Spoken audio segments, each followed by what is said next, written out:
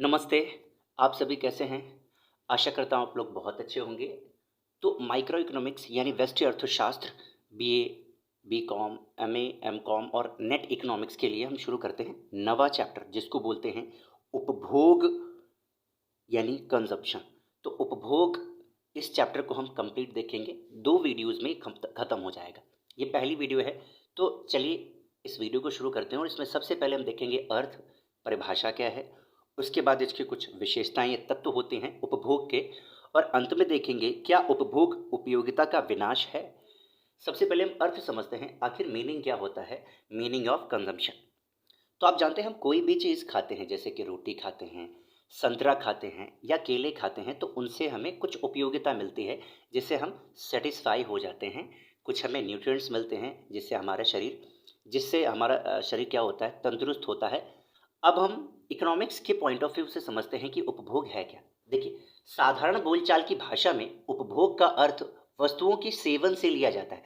जैसे कि मैंने आपको नॉर्मली बताया कि कोई भी चीज़ की जो वस्तु है उसका अगर आप सेवन कर रहे हैं तो यानी उपभोग कर रहे हैं।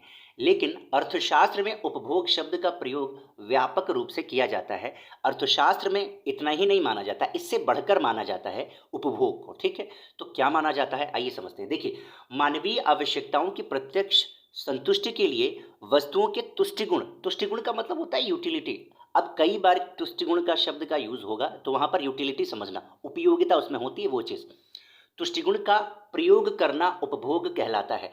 मानवीय आवश्यकताओं की जो प्रत्यक्ष संतुष्टि है उसको पूर्ति के लिए जब हम वस्तुओं का उपयोग, जो वस्तु की जो उपयोगिता है उसका जब हम यूज करते हैं उसी को क्या बोलते हैं, उपभोग बोलते हैं। जैसे क्या रोटी में उपयोगिता है? बिल्कुल है। रोटी और सब्जी को आप, रोटी सब्जी दोनों में उपयोगिता है। रोटी और सब्जी को साथ में आप खाते हैं तो आपकी जो आवश्यकता थी, आवश्यकता क्या थी? भूख लगी थी। भूख को मिटाने के लिए शरीर चाहता है ना कि भैया खाना दो ताकि हम इस शरीर को आगे चला सकें, है ना। तो आपने रोटी और सब्जी खाई, उससे आपकी आवश्यकताओं की संतुष्टि हो गई। इसी को उपयोगिता कहेंगे इकोनॉमिक्स की भाषा में। तो देखिए, सबसे पहला भूख मिटाने के लिए रोटी खाना, ये एग्जाम्पल दिया। जैसे आपने भूख मिटाने के लिए रोटी खाया। भोजन बनाने के लिए गैस का उपयोग करना, बिल्कुल सही बात, उसकी भी तो उपयोगिता है भाई। किताब पढ़ना, किताब की भी तो उपयोगिता है। केवल खाना पीना ही थोड़ी ना उपयोगिता होती है। प्यास बुझाने के लिए पानी पीना आदि उपभोग क्रियाएं हैं। तो ये जितने भी हैं ये सारी उपभोग क्रियाएं हैं। ठीक है, अब हमें देखते हैं। एक बात ध्यान देने योग्य है कि वस्तुओं का उपभोग करने से उसका नाश नहीं होता है। यानी कि कोई भी वस्तु जिसका आप उपभोग कर रहे हैं, कंज्यूम कर रहे हैं, वो विनाश नहीं हो सकता, वो नष्ट नहीं हो सकती है। क्योंकि ये साइंटिफिकली प्रूफ हो चुका है कि मनुष्य ना तो किसी भी वस्तु को बना सकता है और ना ही उसका विनाश कर सकता है, केवल रूप परिवर्तित कर देता है बस। क्योंकि मनुष्य ना तो किसी पदार्थ को बना सकता है और ना ही उसे नष्ट कर सकता है, जैसा कि अभी मैंने आपको बताया। हाँ, उपभोग के बाद वस्तु की उपयोगिता नष्ट हो जाती है, हाँ ये बात है। आपने जो कंज्यूम किया वस्तु, उसमें जो यूटिलिटी थी, तुष्टिगुण था, वो खत्म हो गया, बस ये चीज बोली गई है। अब देखिए, इस प्रकार उपभोग का अर्थ है किसी वस्तु की उपयोगिता को नष्ट कर देना। अब एक बात ध्यान रखिएगा, उपयोगिता नष्ट कर, दो तरीके से हम उपयोगिता नष्ट कर सकते हैं। मान लीजिए ये रोटी है, ठीक है, यहाँ पर हमने रा लिया, रा से रोटी। एक तरीका क्या है नष्ट करने का, हमने उसको कंज्यूम कर लिया, हमने सी लिख दिया, कंज्यूम कर लिया। और दूसरा, रोटी को मैंने रखा, उसको रखे रहने दिया 2 3 4 दिन और वो सड़ गई। तो इसको हम उपयोगिता को नष्ट करना नहीं कहेंगे, ये तो बर्बादी हो जाएगी, वेस्टेज ऑफ ब्रेड हो जाएगा। उपयोगिता हम कंज्यूम जब करेंगे, वो हमारे आवश्यकताओं की संतुष्टि करेगा, तभी हम उसको उपयोगिता मानेंगे। ये ध्यान रखिएगा, क्वेश्चन आ सकता है। ठीक है, इसी टॉपिक पे अभी हम अगली वाली स्लाइड पे डिस्कस करेंगे। तो ये चीज़ हो गई कि उपभोग का अर्थ है किसी वस्तु की उपयोगिता को नष्ट करना। ठीक है, अब हम देखते हैं परिभाषा देखते हैं। प्रोफेसर एली हैं, इन्होंने कहा विस्तृत अर्थ में उपभोग का अर्थ मानवीय आवश्यकताओं की पूर्ति के लिए आर्थिक वस्तुओं एवं व्यक्तिगत सेवाओं का उपभोग है। तो वही चीज़ है जो हमने अभी समझा। अगर आप डेफिनेशन याद कर लेंगे तो अच्छी बात है, आपको नहीं याद होती तो आप ऐसे भी लिख सकते हैं, एक प्रसिद्ध अर्थशास्त्री के अनुसार, ऐसे भी लिख देंगे तब भी कोई दिक्कत नहीं है। या परिभाषा केवल ऊपर लिखेंगे और परिभाषा सीधा लिख देंगे तब भी कोई दिक्कत नहीं है। अपने मन से बना के लिख देंगे अच्छी, तब भी कोई भी प्रॉब्लम नहीं है, मार्क्स आपको मिलेंगे। अब देखते हैं उपभोग के कुछ तत्व होते हैं, तत्व बोल दीजिए या विशेषताएं बोल दीजिए, दोनों पूछता है तो दोनों जगह ये लिख सकते हैं। सबसे पहला क्या है? सबसे पहला है आवश्यकताओं की संतुष्टि यानी सेटिस्फेक्शन ऑफ वांट्स। तो हमारी कुछ आवश्यकताएं होती हैं, ये ध्यान रखिएगा। सबसे पहली विशेषता यही है, पहला तत्व यही है कि जो आपने कंज्यूम किया है उससे आपकी आवश्यकताओं की संतुष्टि हो। अगर ऐसा नहीं होगा तो वेस्टेज बोला जाएगा, वो उपभोग नहीं बोला जाएगा, वो बर्बादी बोली जाएगी। दूसरा है उपभोग का संबंध प्रत्यक्ष आवश्यकताओं की संतुष्टि से है। तो ये कह रहा है कि उपभोग का जो संबंध है वो प्रत्यक्ष आवश्यकताओं की संतुष्टि से है। मान लीजिए एक स्टॉल है, टी स्टॉल है, एक जो बनाता है चाय बनाने वाला है, ठीक है, आप ऐसा समझ लीजिए। वो चाय चीनी ये सब यूज़ करता है तो वो उपभोग नहीं है। चाय चीनी और पानी दूध इसका यूज़ करने के बाद जब चाय को कंज्यूम करेगा तभी उसको उपभोग बोलेंगे, यही प्रत्यक्ष उपभोग होगा।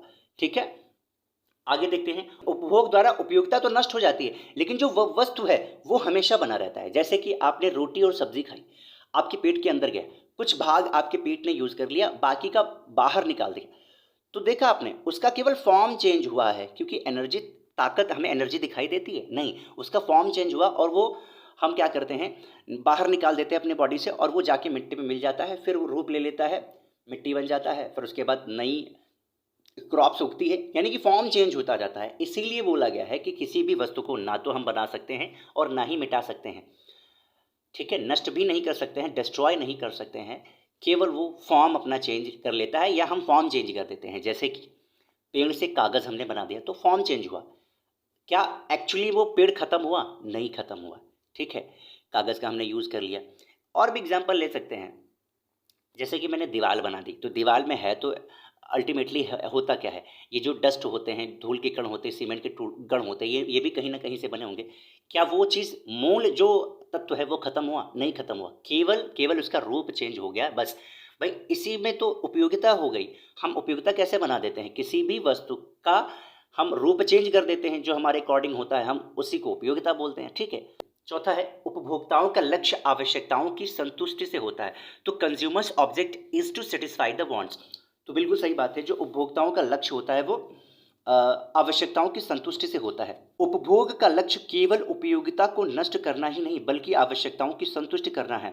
उपभोग का प्रत्यक्ष संबंध, उपभोग का संबंध प्रत्यक्ष रूप से मानवीय आवश्यकताओं की पूर्ति से लगाया जाता है। तो मानवीय आवश्यकताओं की जो प्रत्यक्ष पूर्ति है अगर वो कर दिया तो वही उपभोग को नष्ट करना हुआ, वही उपभोग हुआ।